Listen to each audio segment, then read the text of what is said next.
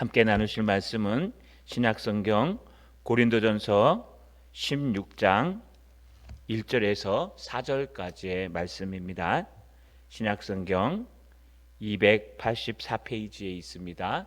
성도를 위하는 연보에 관하여는 내가 갈라디아 교회들에게 명한 것 같이 너희도 이렇게 하라. 매주 첫날에 너희 각 사람의 수입에 따라 모아 두어서 내가 갈 때에 연보를 하지 않게 하라. 내가 이를 때에 너희가 인정한 사람에게 편지를 주어 너희의 은혜를 예루살렘으로 가지고 가게 하리니 만일 나도 가는 것이 합당하면 그들이 나와 함께 가리라. 아멘. 우리 하나님 앞에 오른손을 들어 인사하겠습니다. 성도의 은혜를 누리게 하옵소서. 여러분, 우리가 하나님 앞에 은혜 받는 것이 가장 소중합니다. 왜냐하면요, 올해 펴도 항상 하나님의 은혜 가운데 거하라.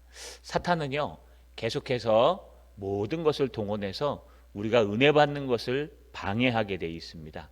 그래서 은혜 받는 것이 얼마나 소중한 것인지, 은혜가 없이는 살아갈 수 없는 것이 얼마나 귀한 것인지 우리가 늘 깨달아야 합니다. 여러분, 작은 헌신의 기적이라는 이야기가 있습니다. 영국에 어떤 교회에 5살짜리 된 아이가 있었습니다. 한날 주일학교에 와서요, 목사님에게 자기가 갖고 있는 돈 1페니, 지금으로 얘기하면 우리 한 1,000원 정도 되는 종이돈을, 페니 동전을 주면서요, 목사님에게 이것으로 성경을 사서 저 인도에 있는 가난한 곳에 전했으면 좋겠습니다 라고 기가 차는 이야기를 하고 돌아갔습니다. 목사님이 가만히 생각해 보니까요, 물론 주일학교 부목사님이겠죠. 가만히 생각해 보니까 이 아이의 이 1,000원짜리 하나 1페니는 너무 감사한데 1페니로는 도저히 성경을 살 수가 없었습니다. 그래서 나머지 자기 돈을 다 포함해 가지고요, 성경을 사서 그 다음 주일날 그 아이가 왔을 때 그 아이의 이름을 쓰고 서명을 하게 하고 그것을 인도의 선교사님 손에 들려서 보냈다고 합니다. 그리고 그 아이도 까맣게 잊고 목사님도 까맣게 잊었습니다. 시간이 지나서 목사님은 그 교회 담임 목사님이 되시고 그 아이는 청년이 되었습니다. 20년 후에 단기 선교를 인도로 가기로 했습니다. 선교사님을 따라 인도로 단기 선교를 간 단기 선교 팀 안에 그 아이가 있었고 이 목사님이 팀장이었습니다. 선교사님의 인도하심을 따라서 외지에 들어가서 한 마을에 들어갔는데 희한하게 그곳에는 선교사님이 들어가지도 않았는데 이 마을은 참 이상합니다. 왜요? 제가 들어오기 전에 성경을 갖고 있었고 그 성경을 돌아가면서 읽으면서 그 마을이 예수를 믿는 마을이 되었습니다. 너무나도 이상해서요, 그 성경이 어디 있습니까? 라고 얘기하니까요, 그 추장집에 있는 성경을 꺼내서 보여줬는데요, 그 성경에 기적 같은 일이 있었습니다.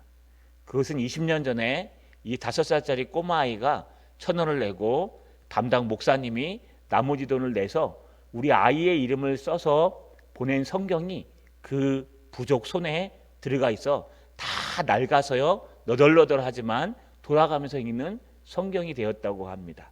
그 앞에 쓰인 그 아이의 이름을 보고 그 아이도요, 하나님 앞에 성교를 헌신하고 하나님 앞에 감사하며 은혜의 기도를 했다고 합니다. 여러분, 사소한 것 하나 같지만 실제로 우리의 작은 헌신이 큰 역사를 일으키는 일이 있습니다. 주님은 큰 걸 원하시는 것이 아니라 바르고 정직하며 작은 것을 원하시는 것입니다. 오늘 여러분에게 참 어려운 설교를 해야 됩니다. 그래서 제가 오늘 기도하기를 최고로 조금 오는 날이 되게 해 주십시오라고 기도했는데, 여러분, 왜냐하면 헌금에 대해서 오늘 여러분에게 설교해야 되기 때문에 그렇습니다. 헌금 참 부담되는 말입니다. 하지만 이 헌금은요, 성도의 큰 은혜요, 성도의 은혜의 증표라고 얘기합니다. 어린아이의 1페니 1,000원짜리 한 장이 한 마을의 영혼들을 다 살린 것처럼 우리의 작은 헌신 하나가 온 나라를 살릴 수도 있다는 거 꼭 익대하는 저와 여러분 되시기를 주님의 이름으로 소망합니다. 따라서 읽겠습니다. 헌금은 하나님의 사역을 위하여 하는 것이다. 한 번 더요. 헌금은 하나님의 사역을 위하여 하는 것이다. 여러분, 오늘 이제 사도 바울을 통해서 고린도 전서와 후서가 쓰여지는데, 고린도 전서의 말씀은 늘 두 가지로 나눈다고 얘기했습니다. 전반부는요, 글로의 집의 사람을 통해 들려온 이야기들에 대해서 답을 해주는 1장부터 6장까지의 말씀이 등장했고, 후반부는요, 고린도 교회 성도들이 교회 안에 일어나는 일들을 서신으로 물어온 것에 대해서 7가지를 대답해 주는 것이 7장부터 오늘 16장까지입니다. 그 중에 오늘이 마지막 16장, 이 고린도전서 16장의 마무리이면서 또 하나는요, 헌금에 대해서 물어옵니다. 신앙생활할 때 과연 헌금은 어떤 의미를 가지고 헌금은 어떻게 해야 되는 게 맞는 걸까요? 오늘 1절에 보니까 성도를 위하는 연보에 관하여는 하면서 그 사도 바울이 늘 쓰는 말처럼 페리, 무엇에 관하여라는 단어를 쓰면서 이제는 성도를 위해서 하는 헌금에 대해서 이야기한다라고 얘기합니다. 여러분, 여기 연보라는 단어가요, 헬라어 원문에는 로게이아라는 단어를 씁니다. 이게 연보라고 얘기하는데, 이 연보는요, 원래 원문의 뜻은 모으다, 거두어들이다 라는 뜻인데요, 이것이 자비, 은혜라고도 번역되고요, 이게 오늘날 우리가 하는 헌금과 똑같았습니다. 그래서 일부 학자들은요, 이 연보를 거두어들이라는 로게이라라는 이 단어에 충실해서요, 아마 의무적으로 그냥 돈을 너 얼마네 해서 거둬들이는, 그런 교회를 위해 거둬들이는 행위일 것이다 라고 얘기하지만, 그것은 너무 문자적으로 해석한 것이고요, 이 연보는요, 헌금 또는 자비, 은혜라고 번역하는 게 맞습니다. 그래서 우리가 헌금, 헌신하는 물질이라고 표현하는 겁니다. 여러분, 특별히 이 헌금은요, 성도를 위해서 하는 헌금에 관하여는 이하고 얘기하는 걸 보면, 이 헌금은 성도를 위해서 하는 헌금을 이야기합니다. 여러분, 성도를 위해서 하는 헌금이 뭘까요? 성도는요, 하나님의 성전입니다. 그래서 우리 초대교회, 여러분, 사도행전에 등장하는 초대교회 6장, 사도행전 6장 말씀에도 보시면은 헌금, 구제하는 일에 빠지는 그런 이야기들을 들을 수 있습니다. 교회 안에서요, 성도들이 어렵고 힘들면 그 성도를 돕기 위해서 여러분, 교회에 헌금을 통해서 그 성도를 돕는 것이 맞습니다. 교회가요, 바깥에 있는 사람들을 돕는 것도 맞지만, 원래 구제는요, 교회 안에 있는 성도들 중에 어려운 사람이 있으면 그를 돌아보고 그를 구제해 주는 게 원래 원칙에 맞는 것입니다. 교회 밖에 있는 가난한 사람들은요, 전도를 위하여 헌금을 하는 것입니다. 그들에게 지금 돈보다 더 필요한 것은 예수 그리스도의 말씀이기 때문에 주님의 복음을 가지고 여러분, 전도를 위해서 헌금을 하는 것이지, 우리가 무작정 헌금만 하는 것은 아닙니다. 구제라고 얘기하죠. 그래서 성도를 위하여 하는 헌금이라고 표현된 속에는요, 교회가 마땅히 하나님의 성전된 성도를 위해서, 또 하나님의 성전들의 모임인 교회를 위해서 하나님 앞에 헌금하는 게 맞다고 우리가 설명할 수가 있습니다. 그러면서요, 사도 바울이 더 얘기하는 것은 1장 중반절에 내가 갈라디아 교회들에게 명한 것 같이, 이미 이 이야기를 갈라디아에 있는 성도들에게도 얘기했다는 뜻입니다. 갈라디아에서는요, 헌금하라는 얘기 전혀 안 나왔습니다. 저희 갈라디아서를 다 나누었습니다. 여러분, 거기에 보시면 2장 10절에 다만 우리에게 가난한 자들을 기억하도록 부탁하였으니 이는 나도 본래부터 힘써 행하여 왔노라. 여러분, 갈라디아 교회를 향해서 얘기하면서 교회 안에 있는 가난한 자들을 위하여 너희가 연보를 하라. 또 예루살렘이 이 당시에 기근과 아가보의 그 예언대로 많은 풍파 속 재난이 있었습니다. 그래서 예루살렘의 닥친 그 재난을 위해서 각 교회들이 돈을 모아서 연보를 하고 그 연보를 사도 바울의 손에 들려서 예루살렘으로 가져가는 일이 있었습니다. 그래서 갈라디아 교회를 향해서도요, 너희가 나도 이런 헌금에 힘쓰니까 너희도 가난한 자를 구제하고 또 옆에 있는 본교회인 예루살렘 교회를 구제하기 위해서 너희가 헌금하고 연보하는 것이 맞다라고 한 이야기가 여기에 등장합니다. 바로 이 본문을 인용해서요, 너희도 갈라디아의 교인들에게 명한 것과 같이 너희도 가난한 자들을 위해서, 성도들을 위해서, 하나님의 교회를 위해서 연보하라, 하나님의 사역을 위해서 연보하라 라고 이야기하는 것을 우리가 잘 볼 수 있습니다. 뿐만 아니라 마지막 1절 하반절에 너희도 그렇게 하라. 여러분, 이 말은 강조하는 겁니다. 그래서 갈라디아 교인들에게 내가 이렇게 명한 것처럼 너희도 갈라디아 교인들처럼 가난한 주변의 성도들을 위해서 연보하고 또 옆에 있는 가난한 교회들을 위해서 연보하고 너희가 섬기는 그 교회를 위해서 연보해야 된다. 헌금해야 된다. 너의 자비를 베풀어야 된다. 너의 은혜를 보여주어야 한다 라고 해석할 수 있습니다. 자, 여러분, 헌금이라는 것은요, 하나님 앞에 드리는 것입니다. 하나님 앞에 무엇을 드리는 것일까요? 여러분들의 자비를 드리는 것입니다. 자비가 여러분 스스로의 돈이란 뜻이 아니라 여러분들의 은혜를 드리는 것입니다. 여러분들의 은혜와 여러분의 헌신을 하나님 앞에 드리는 것을 다 연보라고 얘기합니다. 그래서 꼭 돈만을 얘기하는 것이 아니라 여러분이 헌신하는 것, 여러분이 수고하는 것, 어떤 사람은 몸으로 수고하고 어떤 사람은 여러분 정신으로 수고하고 어떤 사람은 돈을 계산하는 이 모든 것이 다 연보에 들어가지만 특별히 여기에서는 구제 연보에 대해서 이야기합니다. 신약을 연구하시는 분들 중에 일부가요, 이 본문을 따가지고요, 여러분 헌금은 11조나 감사헌금은 없다. 성경 신약 성경에 찾아보시면 없습니다. 없고 이 구제 헌금만을 이야기하고 있다. 그래서 다른 헌금은 안 해도 되고 구제 헌금만 하면 된다라고 하는 사람들도 있습니다. 우리 교단이 아닙니다. 잘못된, 교회사도 제대로 읽어보지 않은 잘못된 문자적인 세대주의적 해석하는 그런 학자들이 얘기하는 겁니다. 여러분, 이 모든 헌금은요, 역사와 전통 속에서 우리에게 주어져 온 것입니다. 우리가 만들어낸 것이 아니라 성경 구약과 신약을 근거로 해서요, 11조를 만들었고, 만든 게 아니라 주님이 주셨고, 또 감사 헌금을 주셨고요, 또 우리가 그 외에 특정인 작정과 건축 헌금 이렇게 나눠집니다. 그래서 우리가 일반적으로 연보 헌금하면은요, 물질을 갖고만 얘기한다면 두 가지로 얘기합니다. 첫 번째는요, 일반 성도의 의무인 신앙의 척도인 헌금을 말합니다. 그것은 내 모은 재산의 11조를 드리는 것. 또 하나는 감사한 일이 있을 때 감사헌금을 드리는 것은 여러분 우리 성도가 드려야 될 마땅한 하나님의 신앙의 은혜의 표현입니다. 반면에 여러분 선교헌금이나 건축헌금은요, 여러분 이건 특정 헌금이라고 얘기합니다.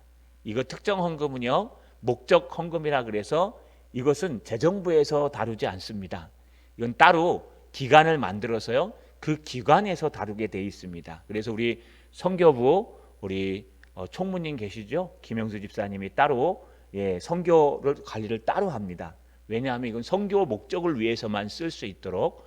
여러분이 건축원금을 만약에 낸다 그러면 우리는 필요 없겠지만 여러분 그러면 건축위원회를 만들어서 건축하는 사람들만 관리할 수 있도록 거기 위원장은 항상 목사가 됩니다. 그래서 목사와 선교위원회가 목사와 건축위원회가 합의해서요, 그쪽에서 알아서 보고하고 관리하게 돼 있습니다. 왜냐하면요, 그 일반 헌금이 아니기 때문에 그렇습니다. 그래서 우리가요, 헌금을 말할 때 꼭 구별할 줄 알아야 되고, 이 일반 헌금에 대해서는요, 우리가 하나님의 사역을 위해서, 하나님의 성도를 위해서, 하나님의 교회를 위해서 드린다는 거 여러분 꼭 기억하시는 저 여러분 되시기를 주님의 이름으로 소망합니다. 두 번째입니다. 따라 읽겠습니다. 헌금의 바른 방식과 관리를 알아야 한다. 예, 오늘은 헌금 얘기만 합니다. 헌금의 바른 방식과 관리를 알아야 한다. 예, 나라 해결한 얘기를 안 하시니까 순종을 잘 하시네요.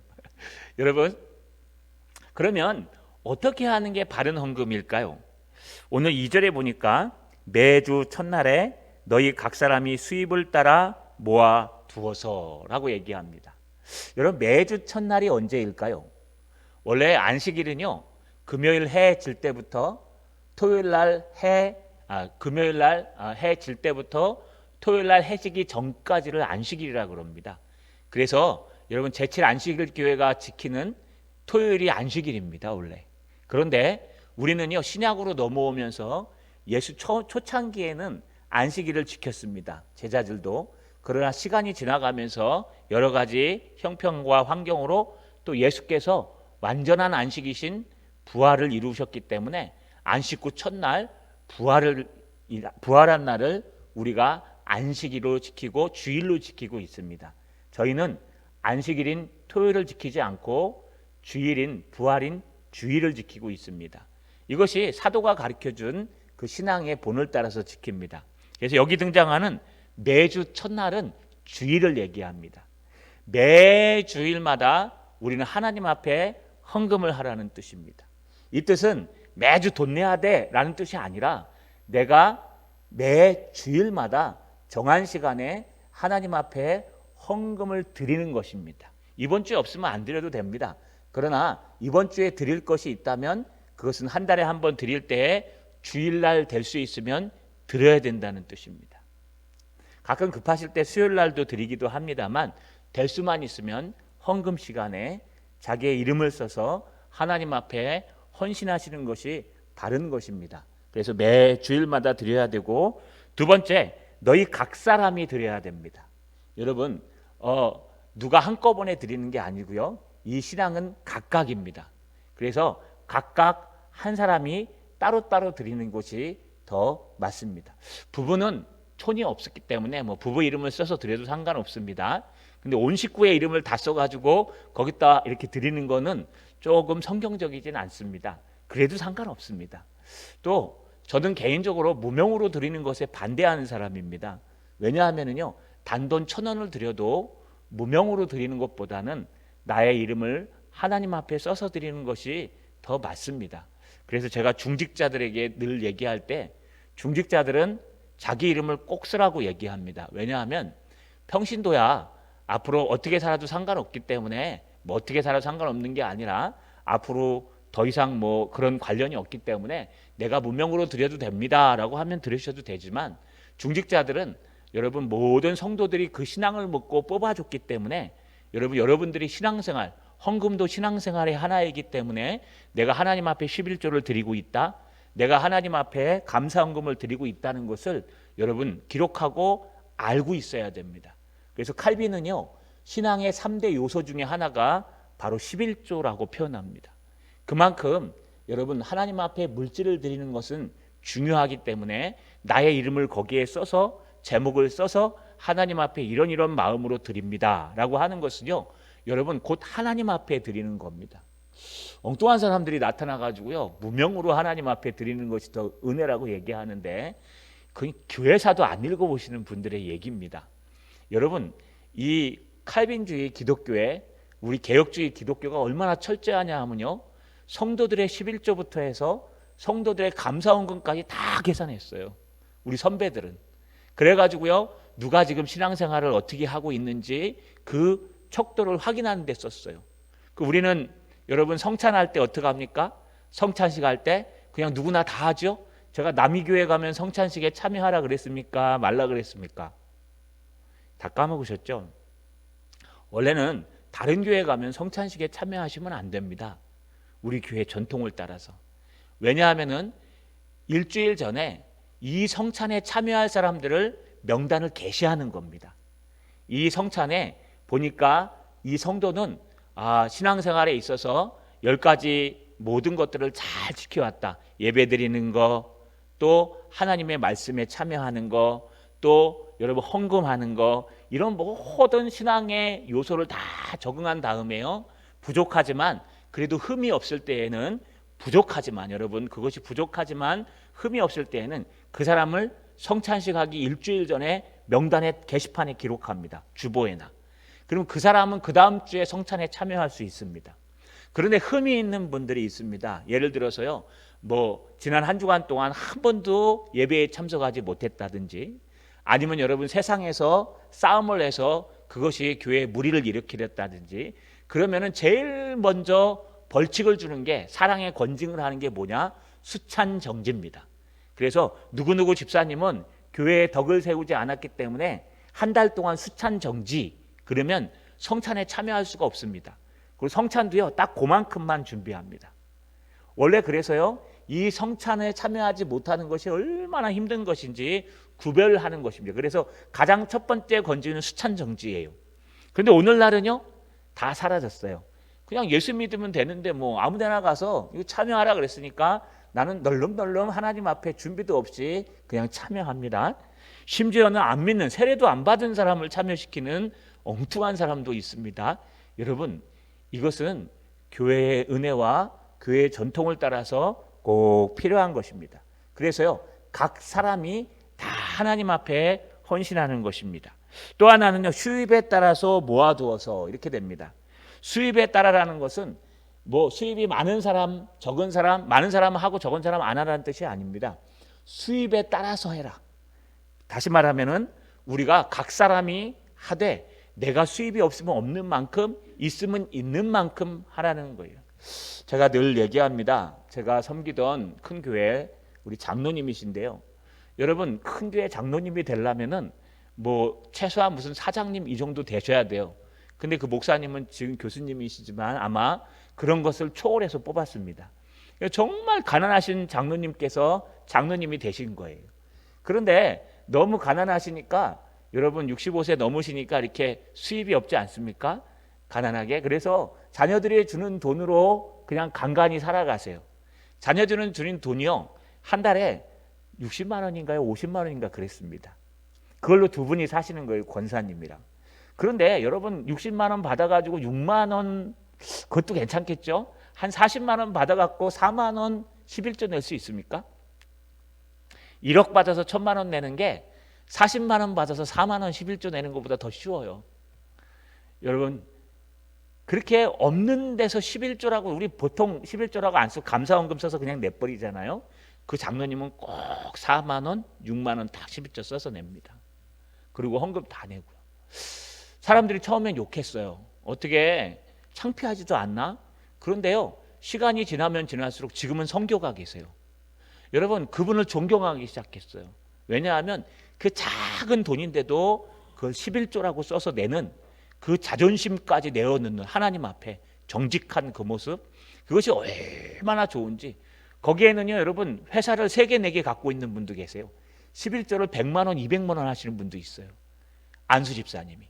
그런데 장로님이 되셔가지고요, 11조 4만 원, 6만 원 이렇게 해요. 그런데도 불구하고요, 여러분 굴하지 않고 신앙생활하고 모든 사람들의 존경을 받아서 지금은 선교 가서 선교로 열정을 불태우고 계십니다. 수입에 따라서 하는 겁니다. 그래서 우리가 11조를 하지 않으면 말라기서에 보면 도둑질한다고 얘기해요. 너희가 나의 것을 도둑질하는구나. 우리가 정직하게 작은 돈이라도 감사원금에 대충 끼워서 넣지 말고 정확하게 하나님 것으로 구별해서요, 단돈 1,000원이라도 100원짜리 하나 넣어도 돼요. 우리 재정 관리하시는 분들이 욕하지 않습니다. 100원짜리 하나 집어넣어서 내도 되고요, 그것을 모아두었다가 함께 내도 되고요. 여기 모아두어서라는 것은 여러분 하나님 앞에 낼 것을 미리 정리하여서 이런 뜻이에요.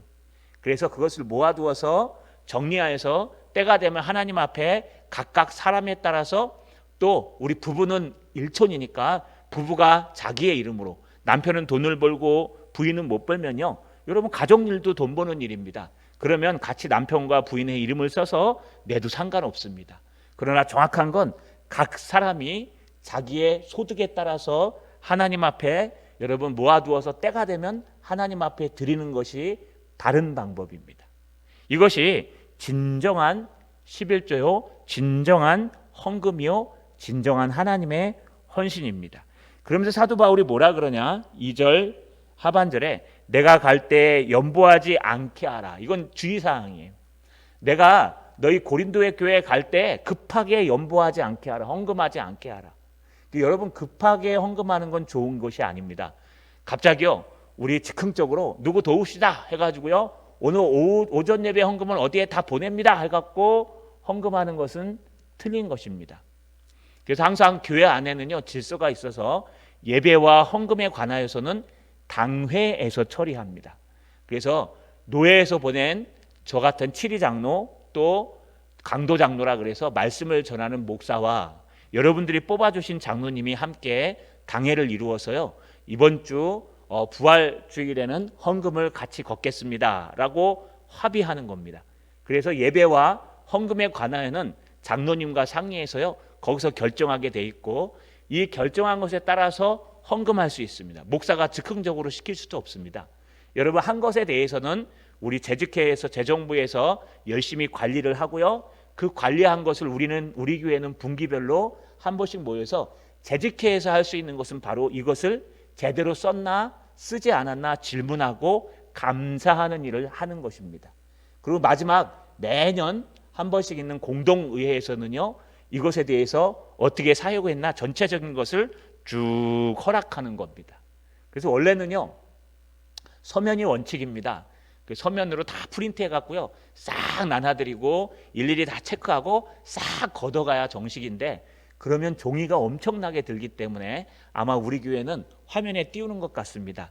띄우는 거의 장점은 종이값을 엄청 절약할 수 있습니다. 단점은요, 세세하게 볼 수가 없어요. 그냥 쉬 넘어가죠. 여러분, 그러나 그것도 바른 방법입니다. 그래서 우리가 이 헌금을 할 때에는 항상 즉흥적으로 하는 것은 피해야 된다는 겁니다. 아주 즉흥적으로 해야 될 때는, 만약에 선교지에서 지금 급하게 선교사님이 재난을 당했는데 한 1,000만 원이 부족하다.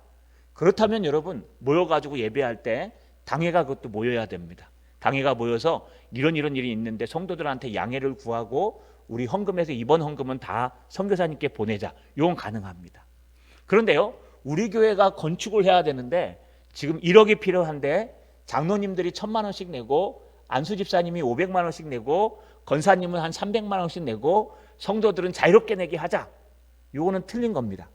여러분, 이렇게 헌금을 정할 수가 없습니다. 이 정하는 것은요, 당회에서 가능하지만 이건 정말 몰상식한 모습입니다. 여러분, 헌금은 자원하는 마음으로 드리는 겁니다. 제가 예전에 다녔던 교회가 있습니다. 집사로 통합 측 교회에 잠깐 다녔었는데요, 그쪽에서 헌금을 하는데 여자 목사님이 거기는 있어요. 오셔갖고 부흥 강사로 오는데 그 목사님이 1,000만 원, 몇억 목사님인가 그래요. 이게 뭐냐면 목사님마다 부흥 강사로 와가지고요, 여러분 헌금을 일어서십시오 해갖고 받아내는 돈에 따라서 그 액수가 달라진대요. 그래서 그분이 몇 억을 받아내는 분인데, 그분이 딱 오시면서 하는 말이, 내가 오다 보니까 교회 종탑에 높이 세우면 좋을 것 같아서 자기도 종탑을 위해서 오늘 받을 돈을 다 헌신하겠다. 근데 그게 1,000몇만 원이었어요. 그러면서 장로님 일어나세요. 장로님 1,500씩 작정하세요. 안수 집사님 일어나세요. 1,000만 원씩 작정하세요. 여러분, 그 당시에 1,000만 원이면 엄청난 돈이었거든요. 저는 그게 너무 화가 났어요.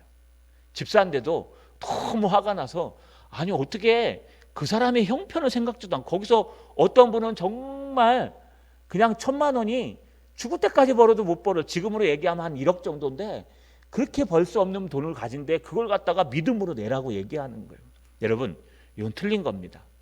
분명히 각 사람이 자기 형편에 맞게 자기가 작정하여서 하나님 앞에 드리는 11조 예물이나 감사 예물을 드리는 것이고요, 각 사람이 자기 형편에 맞게 여러분 그 즉흥적으로 내지 않도록 그 질서 있게 모아서 낼 수 있도록 만드는 것이 방법입니다. 또 하나 있는데, 관리하는 방법이 등장합니다. 여러분, 관리하는 것은 어떻게 할까요? 관리는 이렇게 표현합니다. 3절에 보니까요, 내가 이를 때에 너희가 인정하는 사람에게 편지를 주어. 인정하는 사람을 주어서 관리하는 겁니다. 인정하는 사람을 주어서 관리하는 게 무엇일까요? 지금 우리처럼 믿을 만한 신앙이 있는 분들을 세워서 재정부에 관리하고 재정부를 맡겨서 그렇게 합당하게 관리를 하라는 것입니다. 우리 교회는 전체적으로 헌금에 대해서는 참 잘하고 있는 것 같습니다. 저 여러분, 이렇게 하나님의 예물, 헌금, 은혜의 방편인 그 헌금은요, 하나님이 주신 그 은혜로 해야 되고 각 사람이 매 주일마다 해야 되는 것이고, 주일마다란 뜻은 매주 내라는 것이 아니라 주일에 와서 헌금 시간에 내는 것이 원칙이고요. 또 하나는 각 사람의 능력에 따라서 내는 것이 맞고요. 그것을 인정받는 사람이 잘 관리해야지만 그것이 하나님의 은혜라는 겁니다.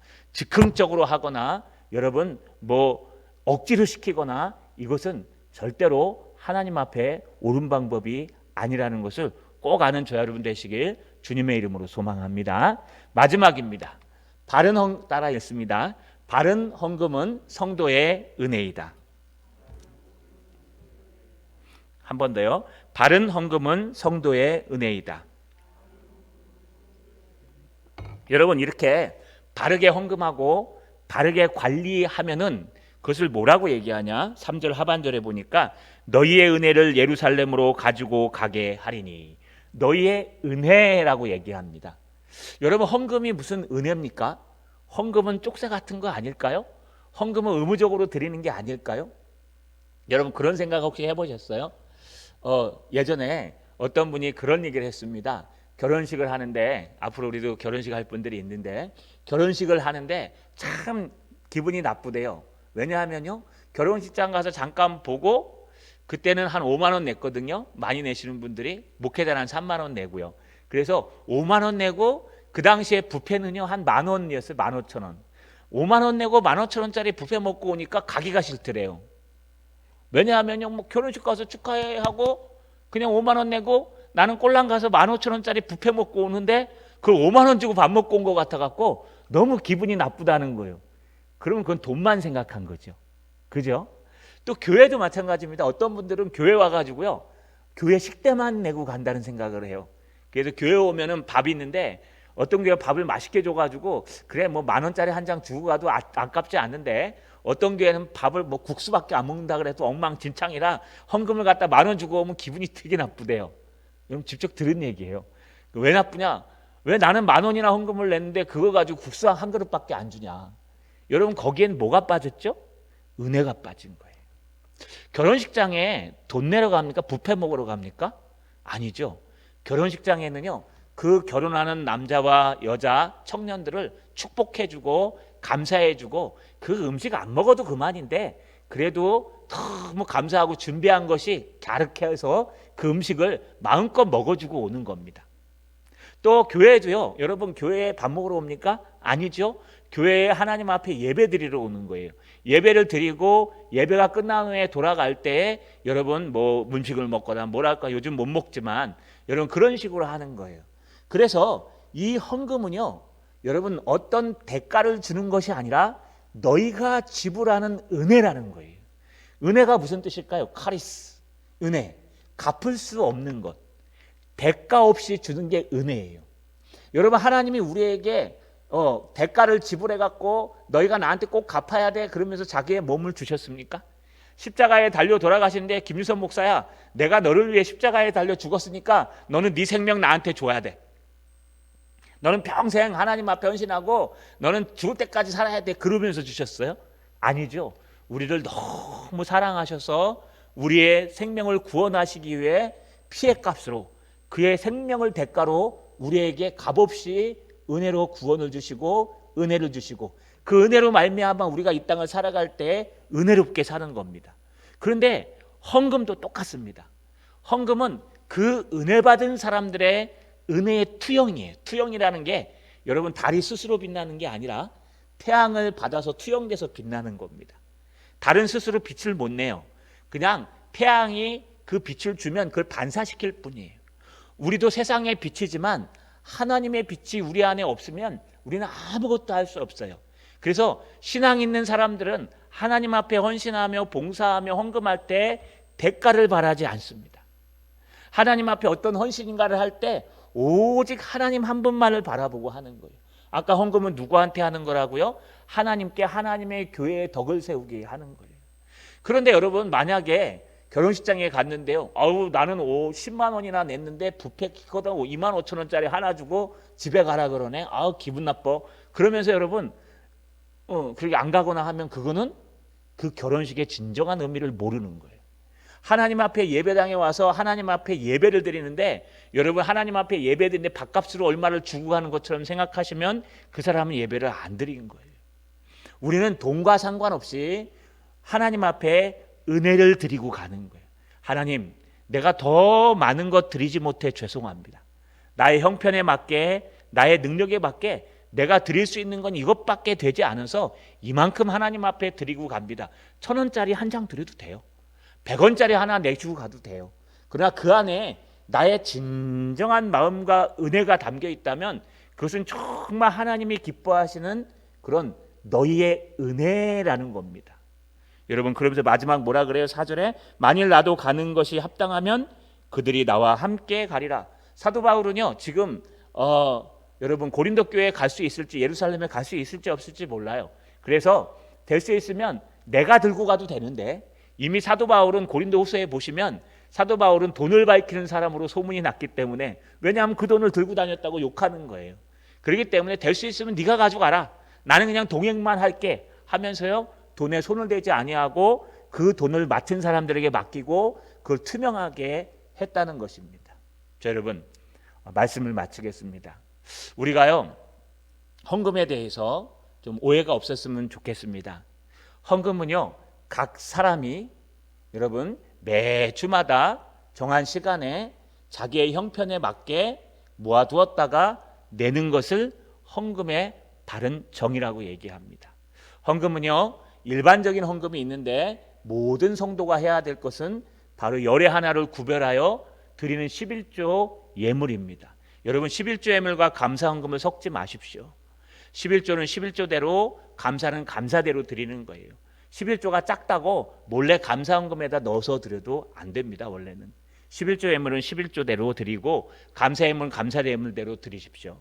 그리고 성교 헌금과 건축 헌금 같은 특별 헌금은요 여러분 특별하게 드리는 것이기 때문에 재정부에서 관리하지 않는 게 맞습니다. 그리고 이 모든 것은요 사람을 세워서 목회자가 하는 게 아니라 사람을 세워서 하는 것입니다. 이렇게 바르게 드린 헌금은요 하나님 보시기에 성도의 은혜라고 얘기합니다. 우리 앞에서 말한 것처럼 정말 내 마음이 감동되어서 1,000원짜리 한 장 딸랑 던져놓고 이것으로 성경책 사주세요 했지만 하나님은 그 아이의 그 아름다운 마음 1,000원을 본 것이 아니라 그 아이의 은혜를 보아서 목사님에 감동시켜서 그것을 성경으로 바꿔서 오지에 보냈고 그 아이의 은혜의 감동이 그 오지를 바꾸는 놀라운 역사를 일으켰습니다. 우리도 마찬가지입니다. 우리의 작은 헌신, 우리의 작은 헌금, 우리의 작은 연보가요 하나님 앞에 액수가 중요한 것이 아니라 신실한 은혜로 드리면 그것이 나중에 30배, 60배, 100배의 열매를 맺어서요 하나님의 큰 일을 한다는 거 꼭 잊지 않고 오늘도 여러분의 은혜인 하나님의 헌신, 하나님의 헌금을 드리는 저 여러분 되시기를 주님의 이름으로 축원합니다.